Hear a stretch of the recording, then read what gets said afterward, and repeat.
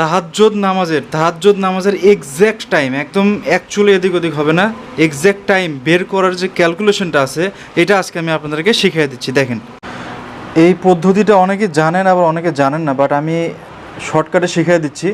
দেখেন, তাহাজ্জুদ নামাজের সময় নির্ধারণ করা হয় রাতের শেষ তৃতীয়াংশে, ঠিক আছে?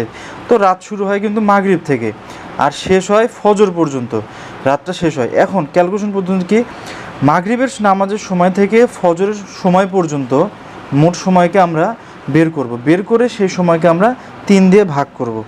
যেমন মনে করেন আপনাদের এখানে মাগরিব শুরু হয় 6টায় আর ফজর শুরু হয় 5টা 25, মোট সময় কত দাঁড়াচ্ছে? 11 ঘন্টা 25 মিনিট বা 11.5 ঘন্টা, ঠিক আছে? তো আমরা যদি এইটাকে 3 দিয়ে ভাগ করি তাহলে দাঁড়াচ্ছে 3 ঘন্টা 50 মিনিট প্রায়। তাহলে প্রথম ভাগ হচ্ছে সন্ধ্যা 6টা থেকে 3 ঘন্টা 50 মিনিট যোগ করেন 9টা 50।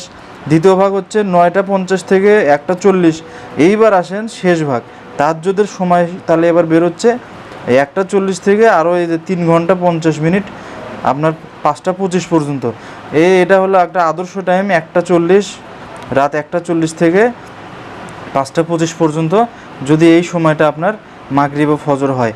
এটা উল্লেখ্য, এখানে আপনি সময় চেঞ্জ করে এগুলো যোগ করে এই যে এখানে 3 দিয়ে ভাগ করলেই উত্তর পাওয়া যাবেন। এটা আমি স্ক্রিনশট দিয়ে দিচ্ছি, দেখতে পারেন।